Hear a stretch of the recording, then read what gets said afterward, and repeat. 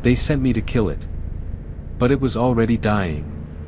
Trying to save its child. Welcome to Midnight Whispers Horror Stories. Before I tell you what I saw, I need you to understand something. I was trained to feel nothing. 12 years of service. 4 continents. I didn't mean to let it happen. Things I watched happen that I will take to my grave. And I never once lost sleep. Until this. What I'm about to tell you. The government has a file on. And that file says I'm lying. Keep that in mind. Stop. Before I go any further, I need you to ask yourself something. Have you ever been given an order you knew was wrong, and followed it anyway? Most of you will say no. Most of you are lying to yourselves. Because that's what I did. For 12 years.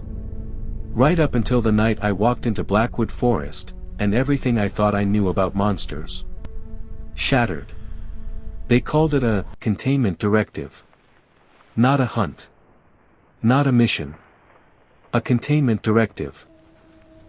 Because the word hunt implies the thing you're after has a chance. This order didn't. I'd run 3 of these before. Montana twice. Louisiana once. Every time, black folder, laminated sheets, coordinates, a description. This time the folder was thicker. And when I sat down to read it, my handler, Marcus, put his hand flat on top of it before I could open it. He said, "Before you read that, I need you to tell me your wife's name." I told him. He nodded. And said, "Remember it. Because after tonight, you're going to want to forget everything else." I should have walked out right then. The target was listed as a class 4 biological anomaly. No photo. No footage. Not even a description beyond a single silhouette sketch, the kind that looks like a child scribbled it in the dark. Underneath the sketch, 3 words. Do not engage. And below that, stamped in red ink so thick it had bled through to the next page. Eliminate on sight. I asked Marcus why no visual confirmation existed. He looked at me the way a doctor looks at a patient before delivering the worst news of their life. And he said, "Because anyone who got close enough to photograph it, didn't come back with usable hands." Didn't come back. Didn't come back with usable hands. I've thought about that distinction every single day since. And here's the thing. The thing that keeps me up at night. When I finally saw it. The creature in that folder. My first reaction wasn't fear. It wasn't disgust. It wasn't the instinct I'd been trained to feel. It was something I haven't felt since I was 7 years old, watching my mother cry at a hospital bed. I felt grief. But I'm getting ahead of myself. Duskmore, West Virginia. Population, 600. 1 gas station. 1 motel that smells like mildew and old cigarettes and something else I still can't name. I checked in under a false name. Ate a gas station sandwich I didn't taste. And at 2:47 a.m. I loaded my gear and walked into Blackwood Forest. Alone. Always alone on these. Because witnesses complicate paperwork. Blackwood Forest earns its name. The canopy is so ancient, so dense, that on a full moon night, and that night was a full moon, the ground beneath is absolute dark. You cannot see your own feet. You cannot see your own hands. You navigate by sound and by heat. I had thermal gear. Night vision. A rifle I won't describe. For the first 2 hours, nothing. Wind. Brittle leaves. My own heartbeat, which I'd trained myself to keep at 52 beats per minute no matter what. That night, I couldn't hold it below 80. And I didn't know why. My body knew something my brain hadn't processed yet. Then, at 4:13 a.m. my thermal scanner lit up. Heat signature. Large. Roughly 8 feet tall. Moving northeast. Slow. Too slow. I want you to understand what too slow means in a forest at 4 a.m. Every living thing in a dark forest at that hour is moving fast or moving still. Fast, because it's predator. Still, because it knows something worse is nearby. Nothing drags through a forest at 4 a.m. Nothing that's healthy. Nothing that's safe. Whatever this was, it was moving like something that had already accepted it was going to die. It just hadn't died yet. And it was still carrying something. I adjusted my angle. Closed the distance. And I noticed the heat signature had an irregular shape. It wasn't alone. There was a second signature, pressed directly against the larger one. Much smaller. Carried. My brain ran through options in under a second. Human child. Abduction. Priority rescue protocol. I moved fast. I closed 30 meters in under a minute. And then I stopped. Because I heard it. Not a growl. Not a screech. Not anything in any threat assessment file I'd ever read. A sound I cannot describe without my hands doing this, implied, shaking, even now. It was humming. Low. Rhythmic. Patient. The way a mother hums to an infant who has been crying for hours and is finally starting to let go. I stood there in the dark and I listened to a creature I had been sent to kill. Sing a lullaby. I stepped around the base of an oak tree that was older than this country. And I raised my rifle. And I saw it. 8 feet tall. Impossibly thin. Like something had taken a human silhouette and stretched it past the point of mercy. Its skin was the color and texture of wet bark. Black-gray. Ancient looking. Its limbs were too long. And the joints bent the wrong way. Not broken. Not damaged. Designed that way. Its head was slightly too large for its body, the way a child's head is too large for its body. And where its face should have been. Smooth skin. No eyes. No nose. No mouth. Just, surface. And it wasn't looking at me. It was looking at nothing. Because it was collapsed against a tree, not sitting, collapsed, and pressed into its chest, cradled in arms that folded shut like wings around something small. Was another creature. Same bark-textured skin. Tiny. So small it could have fit in a backpack. And the large one was shaking. The whole massive frame of it, shaking. Not aggression. Not threat display.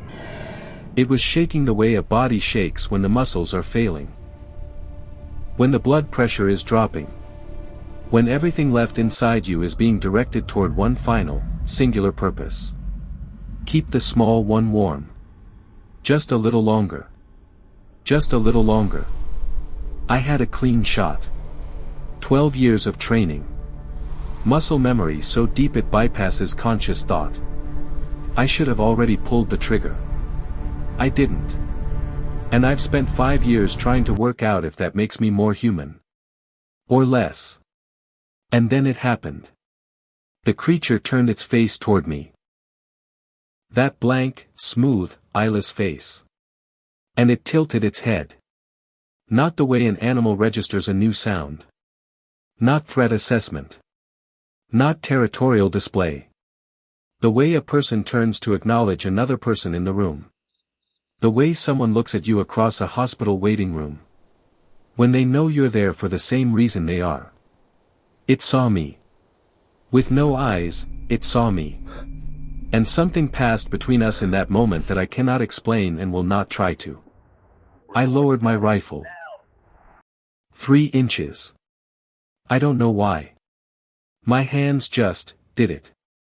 And then the creature slowly, painfully, extended one long, wrong-jointed arm. And placed its hand flat on the ground between us. Palm up.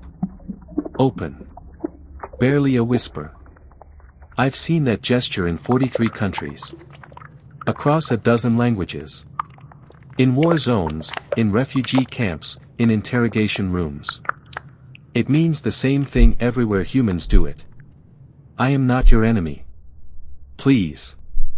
I stood there for 6 minutes. I know because I checked my watch 4 times. 6 minutes in total darkness, with a dying creature holding its child. And an open hand on the ground between us. And a rifle I couldn't raise. And a radio on my belt that was already crackling with Marcus's voice asking for a status update. 6 minutes. And in those 6 minutes, I understood everything. It wasn't hunting. It had never been hunting. It was hiding. Something had happened, I don't know what, and I never will. And it had run. It had taken the small one and it had run as far and as deep as it could go. Into the darkest forest it could find. And it had been here, in these woods, getting weaker. Just trying to outlast whatever was coming for it. Which, tonight, was me. I looked at that open hand on the ground. And I thought about Marcus's words. Didn't come back with usable hands. And a new interpretation of that sentence hit me like cold water. What if those operatives before me had gotten close enough? What if they had seen exactly what I was seeing? What if those unusable hands weren't from an attack, but from lowering a weapon? And someone making sure those hands could never tell what they'd seen. I picked up my radio. I pressed the button. Marcus said, "Status." I said, "Target not found. Area clear. Returning to base." I released the button. I sat down in the dirt. And I watched a creature that was not human. That shared nothing with me, no language, no biology, no world. Hold its child through the night. The most monstrous thing in those woods that night wasn't in any government file. It was holding the rifle. It was me.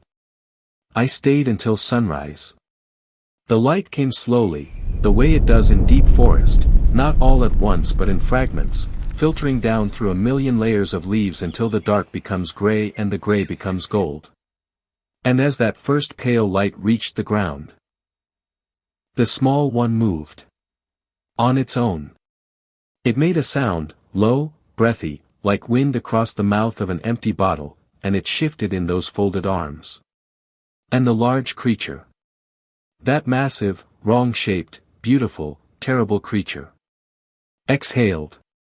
I had never seen relief before. Not real relief. Not the kind that reaches all the way down into something's bones. I saw it then. Slowly, with the effort of someone who has run completely empty, it rose to its feet. It looked at me one final time. That blank face. No eyes. No expression. And yet, I have never felt more seen in my life. Then it turned. And walked deeper into the forest. And the dark took them both. And I sat there in the mud and the light and I cried for the first time in 11 years. 3 weeks later, I was retired. No ceremony. No paperwork. Just a phone call, a number to a private account, and a silence on the other end of the line that said everything that was never going to be spoken. I went home. I didn't tell my wife. I didn't tell my therapist. I buried it. For 5 years, I buried it so deep I almost convinced myself it was a dream. Almost. Pause. Then, last month. A package arrived. No return address. Postmarked from a town so small it doesn't appear on standard maps. I almost didn't open it. Inside was a single object. A flat piece of material, dark, rigid, textured like bark. And pressed into it, deliberately, carefully, with the kind of pressure that takes intention, was a handprint. Small. The size of a child's hand. Voice barely holding. I don't know how. I don't know when. I don't know what it means in their world. Whatever world that is. But in mine. In mine it means. We made it. Because of you. Thank you. I'm not asking you to believe me. I stopped needing that a long time ago. But if some part of you, even just a small part, felt something during this story that you can't quite name, hold on to that. Because that feeling, that's the part of you that already knows the truth. Drop the word handprint in the comments.